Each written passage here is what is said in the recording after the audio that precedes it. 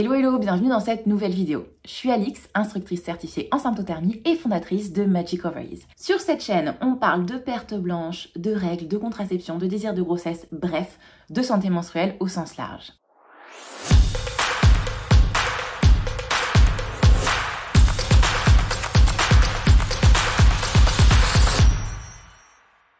Ce mois-ci, mon invité, c'est Zilien, plus connu sous le nom de Zilien Aroma sur les réseaux sociaux. Et on va parler justement de santé menstruelle au sens large. Il va également nous révéler quelques petites astuces qui peuvent rendre le cycle plus harmonieux grâce à Mère Nature et ses plantes. Vous avez d'ailleurs peut-être déjà croisé son contenu sur les réseaux, ça ressemble à ça. Aujourd'hui, je vais vous parler de mes 3 huiles essentielles favorites pour calmer, apaiser les spasmes et les crampes, que ce soit dû à la digestion ou au cycle hormonal féminin. Profitez bien de cette interview et puis si vous aimez bien le contenu, n'hésitez pas à vous abonner à la chaîne et à me retrouver sur TikTok pour plus de contenu. Je pense que dans mon histoire personnelle, depuis petit, enfin tu vois, j'ai grandi sans maman et depuis petit, j'ai des questions par rapport à la femme, ça c'est sûr, à la femme mère, à la femme sœur, à la femme grand-mère, à la femme, voilà, les femmes qui étaient autour de moi. Je me suis toujours posé des questions. Ce qui m'a toujours choqué profondément, c'est le manque d'équité. Alors à l'époque, je parlais pas d'équité parce que j'étais petit, c'est sûr, mais je voyais bien que, enfin, tu vois, je sais pas, il y avait des choses qui semblaient complètement normales pour la société, surtout créole ici à La Réunion, qui moi me semblaient aberrantes, des façons de parler, des façons de faire, des façons de diminuer, des façons de, ou au contraire de dominer inconsciemment. Enfin, tu vois, j'ai toujours été hyper fleur bleue, donc je sais pas, mes premières copines, je leur passais les mains dans les cheveux à 12 ans et je leur disais, ouais, tes cheveux sont magnifiques. Et tout le monde se moquait de moi, enfin, tu vois. Euh, pour te dire, à un moment donné, je me suis demandé si j'étais pas gay quand j'étais ado, tu vois. Parce que je me retrouvais pas dans le monde des hommes. Donc c'était hyper intéressant, mais hyper complexe. Donc c'est sûr que je me suis toujours intéressé au cycle féminin parce que j'ai toujours posé des questions, en fait. Et je me suis toujours aperçu qu'il y avait une, c'est pas une méconnaissance parce que je pense pas que ce soit le cas, mais le désir de connaître est là, mais il manque des outils en fait. Et il y a des personnes, oui, qui savent s'outiller, qui vont chercher, des femmes qui savent chercher sur Internet, poser les bonnes questions, mais il y en a une majorité qui ne savent pas et qui sont prises dans un train-train quotidien, que ce soit parce qu'elles gèrent trop de choses dans leur vie ou autre, mais elles n'arrivent pas à trouver les outils. Donc c'est sûr que ça, moi, ça m'a toujours profondément choqué en fait. La question étant, comment une femme dans son propre corps peut continuer de se sentir inconfortable ou mal à l'aise personnellement avec son propre corps et aussi avec une vision extérieure de la société et des hommes majoritairement dans son travail, dans sa vie privée, intime et tout ça. Et à prendre tout sur elle, je me disais, waouh, ok, c'est quand même... et ça paraît normal en fait. Euh, donc voilà, je te dirais que ça a toujours été le cas. Ça a commencé très tôt. Ça a commencé très tôt parce que j'ai eu la chance d'accompagner des accouchements autour de mes 18 ans. Euh, avec une personne qui me tenait à cœur dans ma famille. Et voilà, on faisait un travail sur ma mère, elle est thérapeute, puis elle est sage-femme.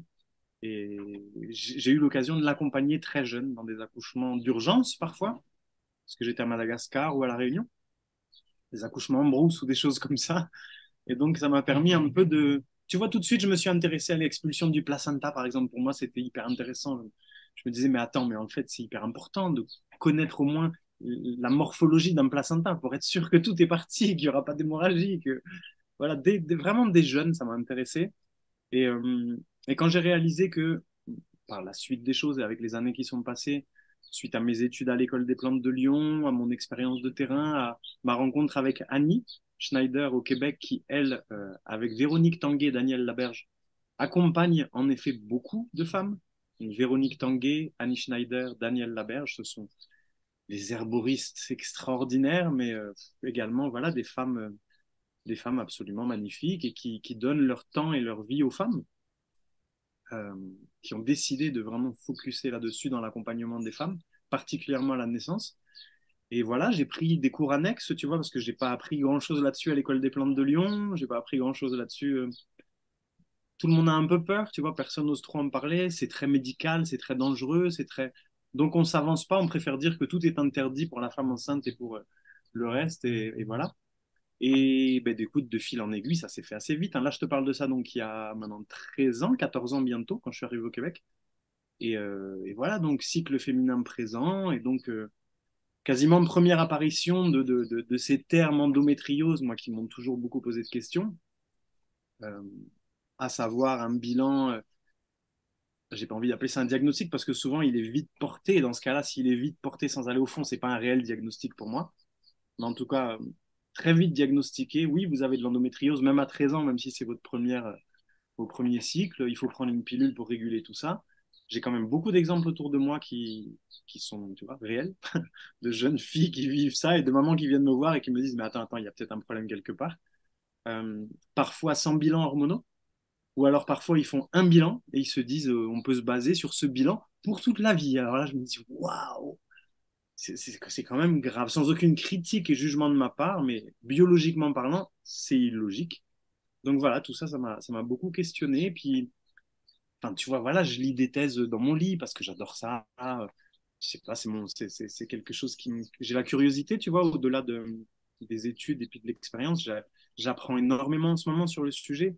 Je travaille avec un groupe de sages-femmes là et j'avais pas réalisé à quel point les sages-femmes peuvent être beaucoup plus compétentes que la plupart des gynécos, en fait, sur les problèmes de la femme.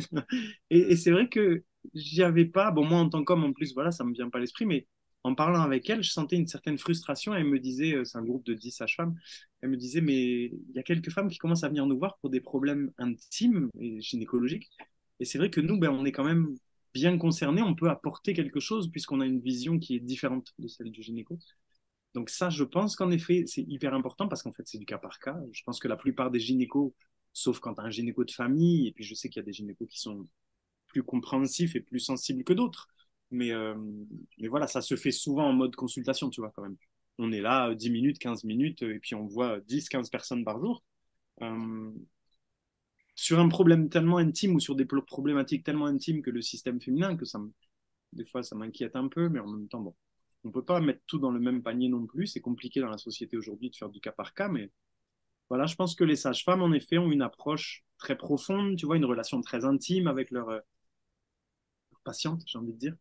Euh, et ça donne des réflexions et parfois des pistes très intéressantes. En fait, ça dépend complètement. Puis tu vois, j'ai pas la prétention de dire que j'accompagne parce que c'est pas mon but. Déjà, je veux pas vivre de mes séances. Tu vois, moi, je vis de mes conférences, mes ateliers. Euh, je travaille beaucoup dans les hôpitaux. Je travaille beaucoup avec les corps médicaux et ça me plaît, ça me passionne. Faire que j'ai pas le droit d'employer ce terme d'ailleurs, hein, de la rencontre, de la consultation, bon, je m'y retrouverai pas. Euh, donc déjà, ça me laisse une certaine marge de recul et je choisis les personnes que j'ai envie de voir. Et moi, en fait, le but, c'est de rendre les personnes complètement autonomes et indépendantes. C'est-à-dire que les personnes viennent me voir en général quand elles ont un manque de connaissances par rapport à l'anatomie déjà. Alors je leur dis souvent, bon, ben, ça, vous pouvez le faire toute seule. Vous pouvez aller sur Internet. Sur Internet, c'est la seule théorie pour moi qui est très valable, en fait, l'anatomie, parce qu'un foie reste un foie, une glande surrénale reste une glande surrénale et un ovaire reste un ovaire. N'importe quel site ne va pas se contredire, alors que pour le reste, c'est que des contradictions. Donc voilà, ça c'est de la théorie qui est intéressante. Et en général, elles viennent me voir quand elles ont des questions sans réponse. Ouais, ça c'est sûr. J'ai pas l'impression que dans les femmes que je vois en ce moment ou que j'ai vues les dernières années, il y en avait beaucoup qui avaient eu des déceptions suite à des rencontres avec des gynécos ou quoi. C'était pas vraiment ça, c'était plus vraiment une question de fond, des douleurs chroniques et pas d'outils en fait. Euh, gynéco ou pas gynéco, bon, c'était pas vraiment ça le point. C'était plus comprendre comment mon corps fonctionne. Elles avaient souvent fait déjà un travail, une démarche au niveau émotionnel, tu vois, de comprendre un petit peu, ok, dans mon couple, la sexualité se passe comme ça. Je vois que quand ça se passe comme ça, eh ben, mon cycle est affecté. Je suis sportif de haut niveau. Je vois que et ainsi de suite. Tu vois, il y avait déjà une réflexion qui était mise en place. Euh, donc moi, j'avais juste en fait à proposer des outils, proposer des pistes. Et je t'avoue que moi, mes séances, on sort de là avec une indigestion en général parce que je pars dans tous les sens, je donne énormément d'infos, je les enregistre et je leur envoie l'enregistrement. Comme ça, elles peuvent revisualiser, essayer des choses. Et en fait, c'est le but. C'est le but, moi. L'idée d'être dépendant d'un accompagnant, d'un thérapeute ou peu importe me pose un gros problème. Comme pour tout, la dépendance, j'aime pas trop ça. Donc moi, le but, c'est plus de, allez-y, je vous donne des infos, débrouillez-vous toute seule et puis écrivez-moi après, voir comment ça va. En général, c'est vrai que la première chose pour moi, c'est du matin au soir, tu me dis tout ce que tu mets de liquide et de solide dans ton corps à peu près. Donc déjà au niveau alimentaire et liquide, comment ça se passe? Et puis tout de suite, dans la façon dont la personne va te raconter déjà, avec facilité ou avec difficulté, son régime quotidien, j'ai envie de dire, tu vois déjà le rapport, la relation saine ou pas saine, ambiguë ou pas ambiguë avec la nourriture et le reste. Donc ça, c'est hyper intéressant. Déjà, ça montre un peu un rapport avec la gestion du stress aussi et l'auto-jugement. Donc ça, c'est hyper intéressant. Ça, c'est le premier point, je te dirais. Et ensuite, au fur et à mesure des questions, ben, avec beaucoup d'humilité, mais j'aime discerner à travers une femme la relation difficile avec l'homme. Pour moi, c'est hyper important et je ne dis pas ça pour séparer les hommes des femmes, mais malgré tout, il y a énormément de femmes qui subissent des relations difficiles avec des hommes. Euh, et ça, j'aime le discerner subtilement, c'est-à-dire qu'en posant des petites questions, tu vois tout de suite si le rapport est clair ou si le rapport n'est pas clair et s'il y a de l'abus depuis des années. Et si, ben, encore une fois, il y a une femme devant moi qui prend sur elle, en fait, qui prend sur elle et qui prend sur elle et qui prend sur elle et qui porte quelque chose d'assez lourd. Donc là, c'est intéressant. Je t'avoue que je vais creuser pas trop en profondeur dans la sexualité parce que parfois ça peut être très blessant et très douloureux quand il y a eu des traumatismes et des violences. Mais voilà, là, quand je le sais, j'ai pas besoin d'aller plus loin, tu vois. Ça se voit assez vite. Ça se voit assez vite. Et dans ce cas-là, c'est sûr que la gestion du stress vient ensuite euh, comme sujet principal finalement de notre discussion où, voilà, écoute, qu'est-ce qui se passe quand tu sens ça? Tu as vécu des traumatismes, tu vis un abus au quotidien, tu te sens pas écouté, tu te sens pas mis en valeur. Ça, c'est un fait. Maintenant, le plus important, c'est toi, comment tu te positionnes face à ça, en fait. Et on le sait que le cycle va être influencé par tout ça, en fait. Tu vois, il y a souvent des personnes qui ont beaucoup de difficultés à aller à la selle, par exemple, qui tiennent, qui retiennent tout, euh, qui vont avoir des fringales de sucre pas possibles et qui vont se retrouver avec des ballonnements, des ventres gonflés. Enfin, tu vois, il y a quelque chose avec le digestif aussi en général et l'expulsion, le système dépuratif qui est tellement relié à tout ça. Enfin, j'ai pas envie de dire que tout est relié à la gestion du stress, mais mon travail est quand même vraiment basé là-dessus, en tout cas. Vraiment, vraiment. Après, je suis ni médecin, tu vois, ni spécialiste de quoi que ce soit, donc je laisse chacun faire son travail, mais c'est vrai que moi, dans l'accompagnement, je suis plus dans la gestion du stress, l'estime de soi et comprendre ton corps pour qu'est-ce qu'il y a de plus anxiogène que de ne pas savoir ce qui se passe dans ton corps quand tu as une douleur, quand tu as un dérèglement, quand tu saignes trop, euh, Mais c'est vrai que spécifiquement à la femme, quand tu vois ce côté saignement, m'a toujours énormément posé de questions. Enfin, il y a des couples que je vois autour de moi, soi-disant très équilibrés, mais dans l'intimité du couple, le sang est tabou, tu vois. Donc en fait, ça veut dire quoi? Ça veut dire que la femme, je suis pas en train de vous dire de saigner partout et d'en mettre partout, hein, c'est pas ça mon point, mais c'est que le sang est tabou. En Afrique de l'Ouest, en Guinée-Conakry principalement, où j'ai passé des années, voilà, dans les villages, la femme porte une ceinture pendant son cycle, tu vois, et on sait qu'il ne faut pas l'approcher. C'est traditionnel, mais ça montre. Et dans beaucoup de cultures, en fait. Donc le sang est très tabou, tu vois, le sang est quelque chose de... Et l'homme, dans l'intimité, avec sa compagne, si on parle d'une relation homme-femme, mais je pense qu'on a un travail monumental à faire là-dessus, sur, ok, tout va bien, lâche prise, t'inquiète pas, t'as saigné là, c'est vraiment pas grave, viens, je vais prendre justement tes vêtements, je vais aller les laver moi, ou je vais les mettre dans la machine. Le drap, t'inquiète, je vais l'enlever moi. Sens-toi à l'aise, il n'y a aucun problème. Tu veux que je te mette une serviette? Enfin, tu vois, d'être vraiment là, sans exagération, parce que ça peut être gênant aussi, je pense, mais juste être là, en fait. Pourquoi c'est la femme qui doit gérer tout ça? Enfin, tu vois, elle est hyper stressée parce qu'elle a une robe blanche, on est en ville et elle a une tache rouge et elle en peut plus, elle a honte. Mais enfin, c'est catastrophique. On est en 2023, on sait très bien comment se font les enfants. Enfin, c'est hallucinant. Moi, j'hallucine là-dessus complètement. Au niveau alimentaire, c'est sûr que je peux proposer des habitudes. Tu vois, je vois une personne, par exemple, qui a la digestion hyper inflammée, des douleurs euh, au niveau des ovaires, terribles à chaque fois que son cycle est là. Et je la regarde, je fais une déduction que bon, il y a quelque chose qui se passe quand même au niveau inflammatoire en général dans son corps, qui me dit qu'elle se réveille le matin et que la première chose qu'elle fait, c'est elle boit un café allongé, tu vois. Eh ben, c'est sûr que je vais lui dire, écoute, fais un test. Je vais jamais dire à personne, le café, c'est pas bon, ou le sucre, c'est pas bon, l'alcool, c'est pas bon. Déjà, ce serait un mensonge total. Il y a des gens qui boivent de l'alcool toute leur vie, qui vivent à 90 ans, des gens qui boivent du café toute leur vie. Enfin, tu vois, c'est pas ça le point. Le point, c'est que si tu as une inflammation ou un dysfonctionnement, ben, fais des tests. Alors, je leur propose, je leur dis, écoute, pendant 3 semaines, essaye avant ton café. tu bois de l'eau, tu fais tes choses, tu te fais une tisane, tu manges quelque chose, et puis si tu te lèves à 8 heures, et ben vers 10-11 heures, tu bois un café. Bois-en la moitié pendant 3 semaines pour voir ce que ça donne et regarde le résultat. Tu bois un café, capsule Nespresso, investis, t'aimes le café? Eh ben t'investis si tu aimes. T'investis dans une machine espresso, un bon café, tu bois un espresso. C'est comme les gens qui aiment le chocolat et qui vont prendre du chocolat au lait Côte d'Or. Non, ta tablette, tu vas la payer 8 euros. Tu mets 8 euros dans ta tablette, tu achètes du bio de Madagascar. Tu vois, et tu vas déguster ta tablette. J'exagère un peu, hein, mais voilà, tant qu'à faire. Donc, je te dirais pas que je propose pas de solution, ça, c'est sûr. Euh, Au niveau des huiles essentielles, il y a 5 huiles essentielles ou 4 qui sont la base en aromathérapie, mais qui sont principalement antispasmodiques. Donc, en fait, tu vois, on est sur vraiment une réaction que l'on veut apaiser. Au niveau du fond, il y a des aromathérapeutes qui diront le contraire, hein, mais moi, je ne travaille pas du tout avec les huiles essentielles et la femme, sauf si crampe par terre, pliée en deux, impossible d'être active et efficace. Bon, mais voilà, on va appliquer quelque chose sur le bas-ventre pour que tu puisses fonctionner. Mais par contre, en arrière, en amont, euh, il y a un travail de fond à faire. Et je travaille beaucoup plus avec les plantes fraîches ou sèches et les extraits de plantes et l'alimentaire, les jus crus, que les huiles essentielles pour tout ce qui est féminin, ça c'est sûr. Ça s'est jamais fait, j'ai envie de te dire, avec une grande réflexion. Tu sais, j'ai été musicien professionnel pendant une quinzaine d'années, donc en tournée à travers le monde tout le temps. Et j'avais mes diplômes qui étaient là, et j'avais toujours mes préparations avec moi. Et je m'occupais des gens autour de moi. Quand on partait en tournée à 30 dans un pays, c'est moi qui gérais la pharmacie pour tout le monde, parce que tout le monde était malade, évidemment.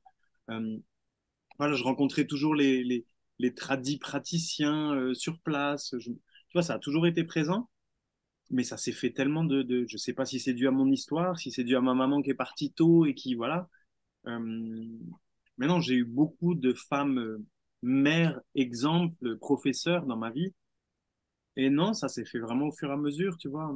En même temps, il y a des choses qui fonctionnent tellement que je trouve ça assez logique que tu vois que ce soit venu vers moi. Si tu pousses un peu tes connaissances et ton expérience de terrain sur justement les crampes, les douleurs, le dérèglement hormonal et le reste, enfin, il y a quand même des outils qui fonctionnent bien, qui sont parfois difficiles à mettre en place, je l'entends bien. Mais une fois que tu les mets en place, tu as tellement des beaux résultats que voilà, de fil en aiguille, c'est sûr que euh, j'ai eu au départ beaucoup d'amis qui me contactaient, ensuite ma belle-mère, ensuite tu vois des gens de la famille, et puis euh, ensuite j'accompagnais beaucoup. J'ai travaillé avec Annie Schneider chez Zayat Aroma, donc au Québec, pendant quand même quelques années. C'est un des plus gros laboratoires d'aromathérapie en Amérique du Nord. Et Annie et moi, on était là comme consultants, conseillers, on regardait la qualité des produits aussi, on conseillait les gens et tout ça. C'était extraordinaire. C'est une des formations qui m'a le plus apporté alors que j'étais salarié pour la première fois de ma vie. Donc j'étais en plus payé pour faire ça. C'était vraiment le bonheur absolu. Et voilà, je l'écoutais parler aux femmes. Et puis tu vois, j'ai toujours été entouré de femmes qui avaient... C'est bizarre, hein. Alors tu vas me dire, mais c'est qu'en fait, il y a beaucoup de femmes qui ont vécu ça, qui ont vécu des violences, qui ont subi des violences, qui ont eu de l'abus. J'ai été toute ma vie, j'étais entouré d'abus, vraiment. Mes amis, mes proches, dans ma famille, mes compagnes. Euh, Toujours ce rapport avec l'homme. Donc, moi, de mon côté, toujours une remise en question de l'homme que je suis. Ça a toujours été là, en fait. Et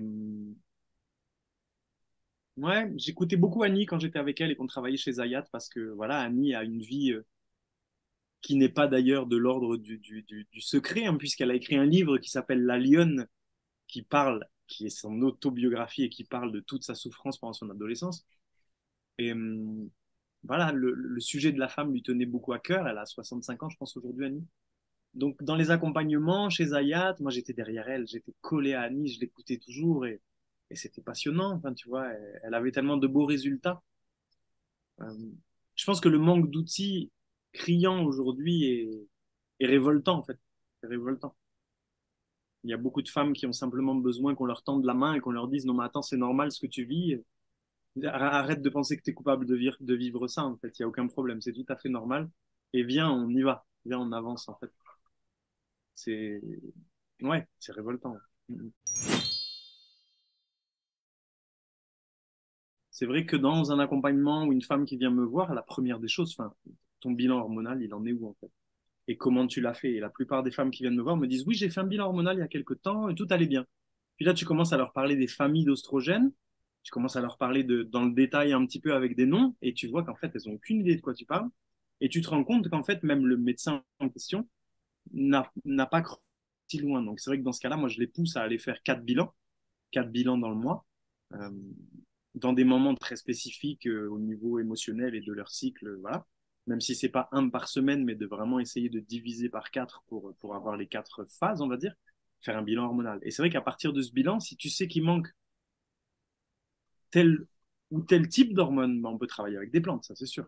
Je veux dire, si on pense aux extraits, par exemple, de bourgeons de framboisier, tu vois, euh, qui vont favoriser une sécrétion de certains oestrogènes, ou si on pense à juste boire du framboisier tous les jours, enfin, tu vois, l'ortie qui est hyper reminéralisante, la chilée millefeuille qui va travailler. Moi, j'aime beaucoup me baser au niveau herboristerie et plantes, et là, on va pas parler d'huile essentielle, mais sur l'histoire en fait d'origine de ces plantes. L'Achille millefeuille, elle vient d'Achille tout simplement. Je veux dire, ça vient, tu vois, d'un guerrier. C'est dans l'histoire, c'est une réalité. Enfin, tu vois, donc ce qui m'intéresse, c'est l'histoire un peu de chaque plante. Moi, je t'avoue, comme je suis pas dans la prescription, je vais pas aller, comment te dire, je prends des plantes qui ont un passé, qui ont une histoire, qui ont fait leurs preuves, en fait. Par exemple, donc, réguler un flux sanguin trop abondant, ben, la chili millefeuille va être hyper efficace. En faisant, bien sûr, attention qu'il n'y a pas d'autres problèmes, mais, euh, et ainsi de suite, tu vois. On peut travailler avec quand même beaucoup de choses. Je pense que j'ai, oui, 4 huiles essentielles pour les réactions trop gênantes, parfois handicapantes. Et puis, au niveau des plantes sur du long terme, j'en ai quatre ou trois principales, enfin, tu vois. Peut-être il y a des fois où moi, justement, je ne peux pas intervenir et dans ce cas-là, il faut qu'il y ait un médecin spécialiste qui intervienne, mais mon accompagnement va se faire sur cette trame-là environ. Le cycle est dans la mémoire cellulaire, même à 90 ans, même si tu n'as pas eu tes règles depuis 30 ou 40 ans. Tu vis à chaque mois un cycle et une phase encore hormonale, malgré tout. Et ça crée parfois des immenses débalancements, en fait, même chez une dame de 90 ans. Euh, je pense que pour toutes les femmes, il faut absolument savoir le minimum au moins. C'est-à-dire qu'au moins, ça te permet d'avoir des arguments face à ton gynéco ou au moment où la lecture du bilan est faite. Et là, tu vas dire, mais attendez, mais c'est marqué oestrogène avec un S, mais vous me parlez que d'oestrogène. Est-ce que je peux avoir du détail? Et en général, la plupart des médecins compétents, ils vont tiquer un petit peu et ils vont te donner l'information. Ou ils vont te dire, bon, ben, on refait un bilan, c'est intéressant, et ils vont aller dans ton sens. Parce que j'ai beaucoup de femmes qui me disent aussi, oui, mais mon médecin ne veut pas. Je veux dire, c'est dans le serment d'Hippocrate. C'est écrit dans le serment d'Hippocrate. Le médecin a le droit de refuser si ça met en danger son patient, oui. Mais le médecin ne peut pas refuser que tu lui demandes un bilan hormonal. Ça, non, c'est pas vrai. C'est des choses qui viennent maintenant dans les mœurs, mais le médecin ne peut pas refuser que tu lui demandes un bilan hormonal. Non, en tout cas, selon moi, c'est pas légal, ça marche pas. On peut aller aussi dans le détail du rôle des oestrogènes dans le corps. Enfin, tu vois, ils sont essentiels au niveau justement du système nerveux central, du système nerveux périphérique, c'est-à-dire qu'ils apportent même parfois une meilleure circulation de l'oxygène aussi. Enfin, tu vois, ce sont des hormones qui sont tellement constamment en circulation, en boucle dans le corps, à des dosages différents, à des moments différents, selon ce que tu vis physiquement, émotionnellement. Ils sont importants au niveau de la régulation, enfin, du taux de sébum, on n'y pense jamais. L'état des cheveux, l'état des cils, la pousse des ongles, en veux-tu, en voilà. Enfin, en fait, c'est un peu triste de les restreindre à le cycle, le sang, les règles, alors que non, ils ont un rôle d'équilibre et d'antioxydation, d'antioxydation des cellules en général et d'un vieillissement éventuellement prématuré de la membrane cellulaire, enfin, hyper important. Les oestrogènes, on s'en rend compte maintenant aujourd'hui, travaillent vraiment de façon très proche avec les acides gras essentiels, avec le collagène, avec d'autres protéines. Enfin, c'est un complexe hyper intéressant et passionnant. Et quand il en vient à manquer, ben, le corps, qu'est-ce qu'il fait? Bêtement, il essaie de rétablir un équilibre. Et donc, forcément, il peut créer des déséquilibres en voulant rétablir un équilibre. Je peux me retrouver sur Insta, c'est là où je m'investis principalement, c'est bien suffisant. Donc, Zilien Aroma, facile à trouver. Zilien Aroma. Et sinon, par mail, on peut m'écrire, il n'y a aucun problème. zilienaroma@gmail.com. En fait, moi, j'ai créé déjà cette page au niveau des réseaux euh, pour communiquer avec les gens. C'est vraiment tout. C'est-à-dire que je pense que je suis une des seules pages à prendre le temps quand il y a 150 commentaires sous mes réels. En général, il y a un commentaire de moi sous chaque réel personnalisé. C'est hyper important, c'est hyper important. J'y passe du temps.